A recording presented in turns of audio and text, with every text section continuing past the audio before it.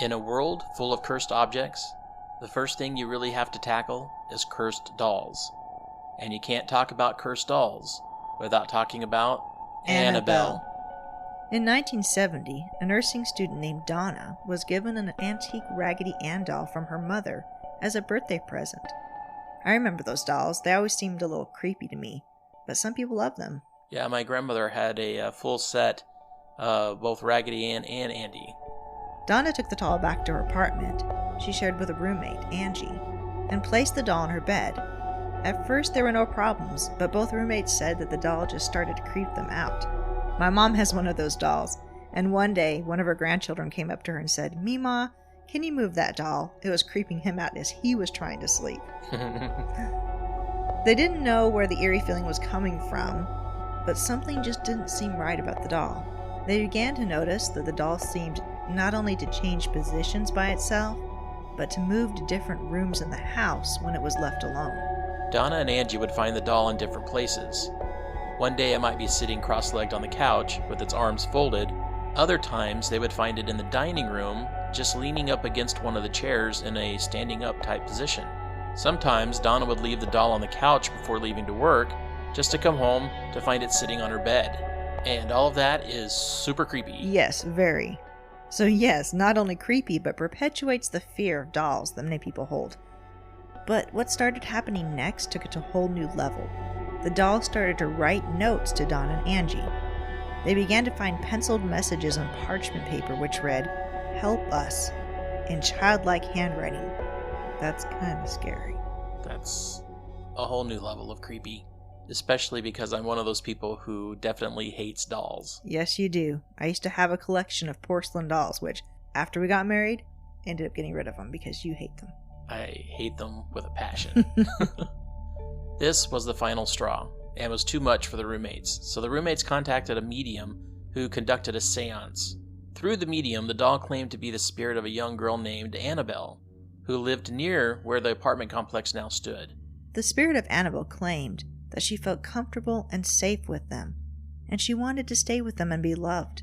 Donna and Angie, however, had compassion on Annabelle and gave permission for Annabelle to continue to possess the doll and to stay with them. This, however, proved to be a dangerous decision. Donna and Angie had a friend named Lou, and Lou came for a visit. He didn't really like the doll and warned Donna to get rid of it. One night, Lou woke up from a deep sleep to find that he was paralyzed.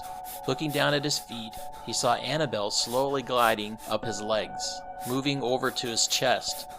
The doll then began to strangle him. Being paralyzed, Lou couldn't move and was asphyxiated until the point that he blacked out. When he woke up the next morning, he knew it wasn't a dream. Annabelle's hijinks continued. Angie and Lou were alone in the apartment one day, preparing for an upcoming road trip. They heard some rustling noises stirring in Donna's room. Lou stealthily made his way to the bedroom door. He waited for the unusual noises to stop before quickly entering the room and turning on the light. There was no one in the room except for the doll that looked like it had been hastily thrown into a corner. Lou searched the room, looking for anything that might be out of place. But as he got to Annabelle, he felt something menacing behind him. He spun around to find no one there. Immediately, the surprise turned to terror, and he began grabbing at his chest as he doubled over, bleeding. His chest had 7 distinct claw marks. 3 scratch marks were vertical, and 4 horizontal. All of them burned hot. This was the last straw for Angie and Donna. They realized that this was not the spirit of a young girl, but something more dangerous. Donna contacted a priest named Father Koch, who contacted Ed and Lorraine Warren. Ed and Lorraine Warren were well known for their paranormal investigations. They were the investigators who researched the Amityville horror case, and they are also the investigators that are featured in the Conjuring film franchise. The Warrens believed that the doll itself wasn't possessed, but instead was being manipulated by an inhuman presence. This presence made the doll appear to be alive and was the cause of the harm that it was causing to others. The demon or inhuman presence didn't want to stay with the doll, but instead wanted to use the doll to trap a human host. When it began moving the doll around their small apartment, It was using teleportation to make Angie and Donna curious. The doll wanted recognition. When the medium came, the doll made up a story that would prey on the girl's emotional vulnerabilities by pretending to be a child, a lost girl. Because of the seance, Donna gave the demon permission to inhabit the doll, their home, and possibly the women themselves. From then, the doll progressed to partial demonic possession, with the scratching and the choking episodes. According to the Warrens, if the doll had been allowed to stay for just 2 or 3 more weeks, the spirit could have completely possessed and possibly killed any or all of those in the household. The Warrens encouraged an exorcism blessing to cleanse the apartment. As a precaution, Donna had the Warrens take the Raggedy Ann doll. They had a special case built for Annabelle and kept her in their museum. The locked case has kept the doll from moving around, but the entity may still be attached. There were rumors in August 2020 that Annabelle may have escaped her confinement in the Warrens' basement. Luckily, this was only a rumor. Annabelle is safely tucked away and is now staying with the Warrens' son, Tony Spira. The last thing 2020 needs is a possessed doll running around. The next doll that we're going to tackle is Robert. Eugene Robert Otto was only a boy when he was given a one-of-a-kind handmade doll to play with. The doll was made by a servant that lived in the Otto home. It was the early 1900s, and Eugene, or Gene, named his new doll Robert. The boy and the doll were fast friends. There doesn't seem to be anything unusual about the story yet, just a child and his favorite toy. If only things could have stayed that way. The first strange thing to happen took place when Gene was just 10 years old. He woke to find Robert the doll sitting at the end of his bed, just staring at him. Of course he screamed and woke his mother, who came quickly as she heard sounds of furniture being overturned in Gene's room. Gene begged his mother to rescue him, but she could not seem to open the door, which for some reason was locked. When she was finally able to open the door, she found Gene crying and curled up in fear on his bed. His room had been completely destroyed, and Robert was just sitting there on the foot of the bed. Gene proclaimed, "Robert did it." These were the only words he was able to utter. These same words were a pattern that repeated throughout his childhood. Whenever something strange, mysterious, or destructive took place, Gene always said, "Robert did it." Now, I don't know about you, but as a parent, it's hard to believe that a doll could do something like this. Once our boys claimed that a ghost broke an exact baseball-sized hole in their window. Like any parent, we didn't believe that, and our boys eventually fessed up. But Gene was always adamant that Robert did it. Gene never admitted to making any of this up, and his terror spoke to the truth of his words. To Gene, Robert the doll could interact and do things that other toys could not. In fact, his parents frequently heard not only Gene talking to Robert as he played alone in his room, but also heard Robert replying to Gene in a different voice. The expression on the doll's face even changed sometimes. The weird experiences didn't stop. Gene's parents said that they even heard giggling at what looked like Robert staring out the window at them. They even occasionally caught glimpses of what looked like Robert running up the stairs. I don't know about you, Jess, but Robert's gotta go. Mm-hmm. We've gotten rid of toys for a lot less creepy things. Mm-hmm.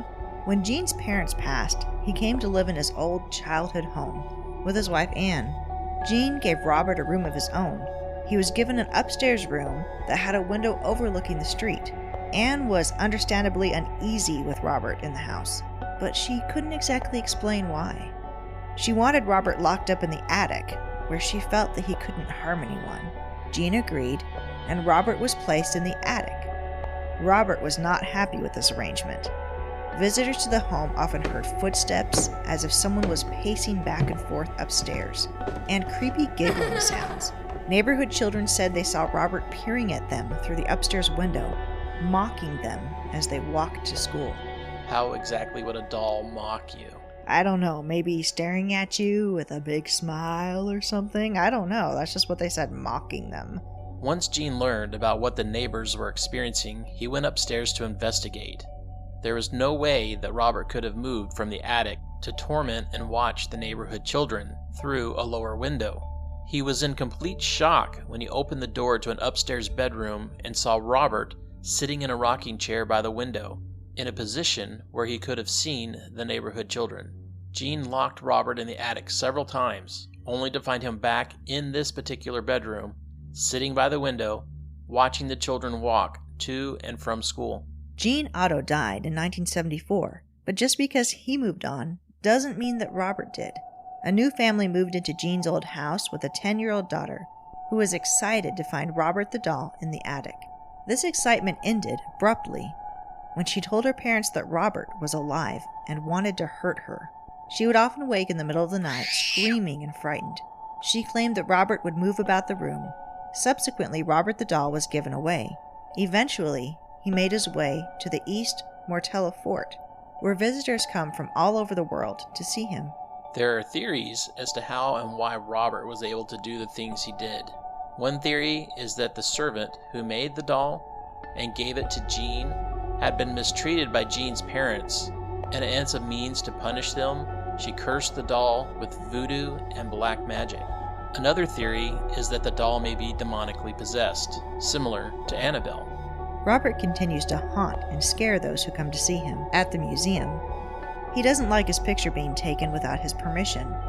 Many have reported that their cameras stop working when they try to take pictures of him. The cameras work just fine after they leave the museum, but not while they try to capture Robert's picture. There have been some people who have been able to take pictures of Robert without permission, but bad things seem to happen to them. Dozens of people have written letters to Robert asking for forgiveness, begging for their bad luck to stop. Robert currently sits inside of a glass case in the museum, but he's still able to scare staff and visitors.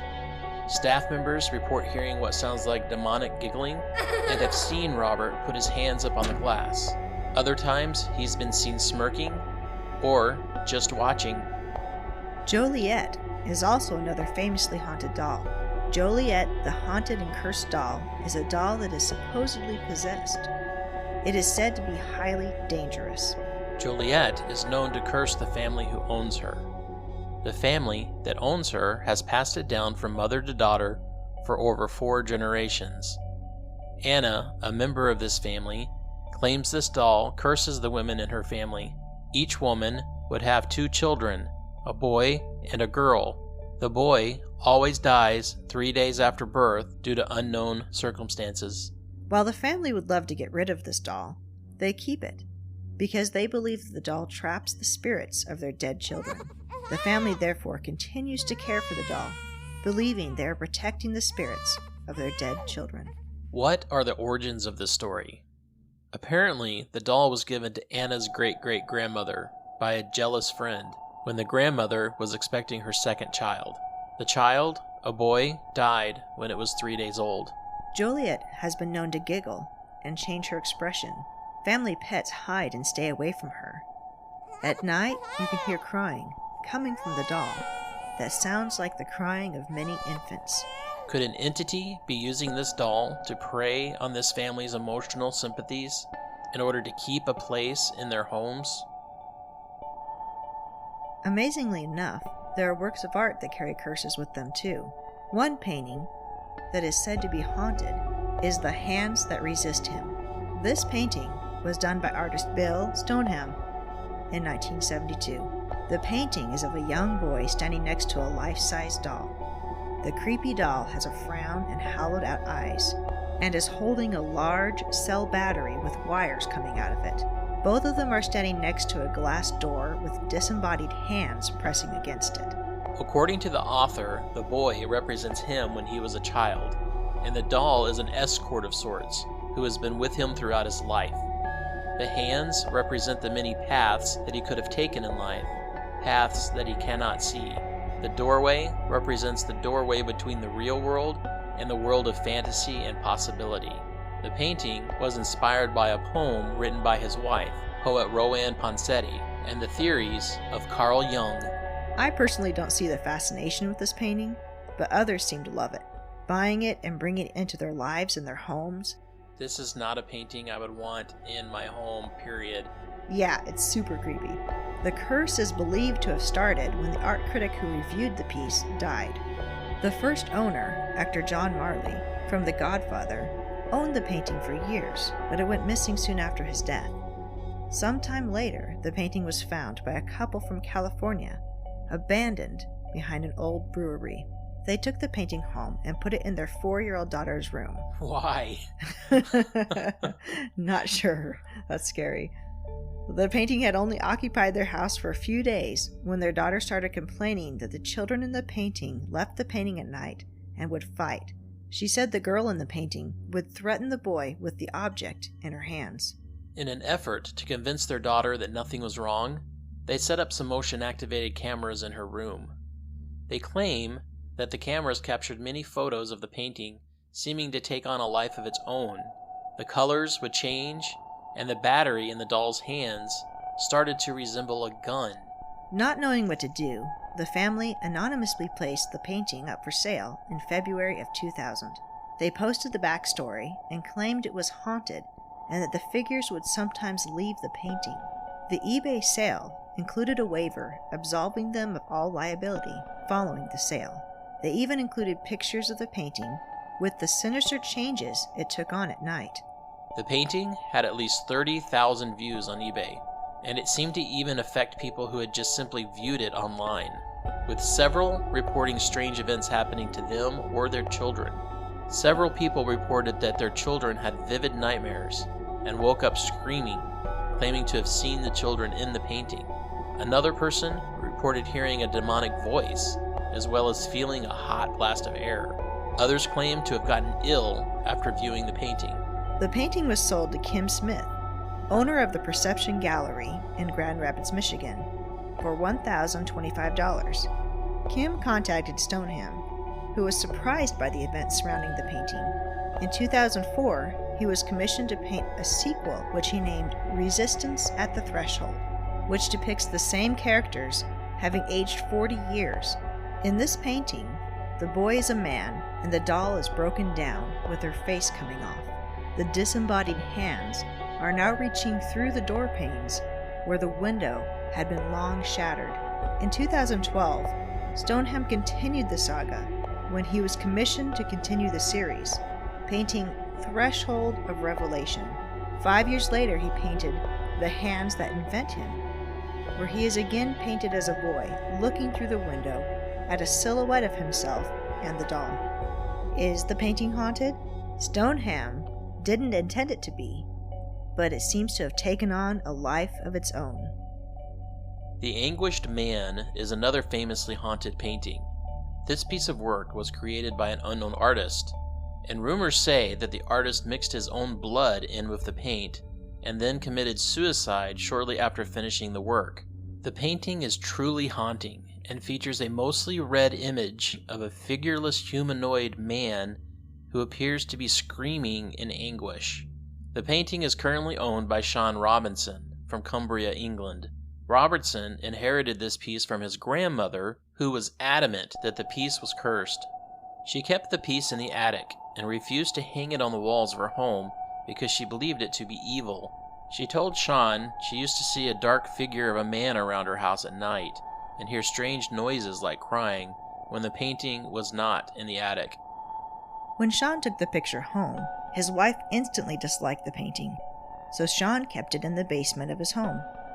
In 2010, there was some flooding in their basement, so Sean brought the painting upstairs. That's when things started to get strange and interesting. The family began seeing a shadowy figure of a man and hearing the sound of whispering and even crying, just like his grandmother had said. A few weeks later, the haunting escalated. One night, Sean woke up to see a dark, faceless figure standing in his bedroom. On another night, his wife woke up traumatized when she saw a stranger lying in bed next to her. If this wasn't bad enough, the couple's son, Keenan, felt the presence push him down the stairs. In 2011, Sean uploaded a video on YouTube called Ghost Activity Caught on Tape, Haunted Painting, The Anguished Man. The video gained over 1 million views. The video showed 8 hours of recordings, condensed into 3 minutes of truly strange happenings in the room with the painting. There were strange noises, including a loud bang and scraping, and a door closed on its own. There have been other videos Sean has posted with other paranormal activity that even show a mysterious ghostly figure run past the camera.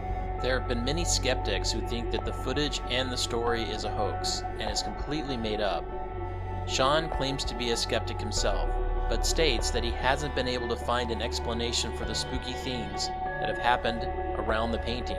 Currently, Sean has decided to keep the painting, even though some have called for it to be destroyed. The artwork, however, no longer hangs in his home, but has yet again been retired to the basement in an effort to keep his family safe. There are also many stories of supposedly haunted furniture, and when it comes to haunted furniture, you can't not mention the Chair of Death, also known as Busby Stoop Chair. The story of the Death Chair starts in the English village of Kirby Wisk. In the small Yorkshire town, full of lore, is a museum where on display, high above the ground, is Busby's Stoop Chair. Thomas Busby was a coin counterfeiter along with his partner Daniel Oddie. Busby and Oddie were not always on good terms and fought frequently. They ran their illegal operation out of Oddie's home, a farmhouse which was named Donady Hall. The farmhouse had a secret chamber built that connected to a cellar where they made their counterfeit coins. Busby eventually married Oddie's daughter, Elizabeth. Along with the farm, Oddie also owned an inn. Busby ran the inn as a cover for the criminal activities. This partnership wasn't to last, as in 1702, Busby killed Oddie. The details are fuzzy, but one story says that Oddie confronted Busby about his drunken abuse of his daughter. This took place in the barroom of Oddie's inn. However the fight came about, there was an awful row, resulting in Busby drawing a knife and ending Oddie's life. One story says that the fight was over Busby's favorite chair, ending with Busby smashing Oddie's head in with a hammer. Whatever the case, Oddie was murdered by Busby, and Busby was sentenced to death by hanging. The execution site was directly across from the pub where Oddie was killed. Busby was to be dipped in tar and hung from a post. Busby was offered one last request before his death, and he chose to sit in his favorite chair at the pub and drink one last pint to calm his nerves. The villagers watched as he finished his ale and wiped his mouth, just to proclaim a curse on anyone who should ever sit in his chair. Over the years, 60 deaths have been attributed to sitting in Busby's chair. The chair is considered to be so dangerous that today it is displayed in a local museum hanging from the ceiling so that thrill seekers can't tempt fate.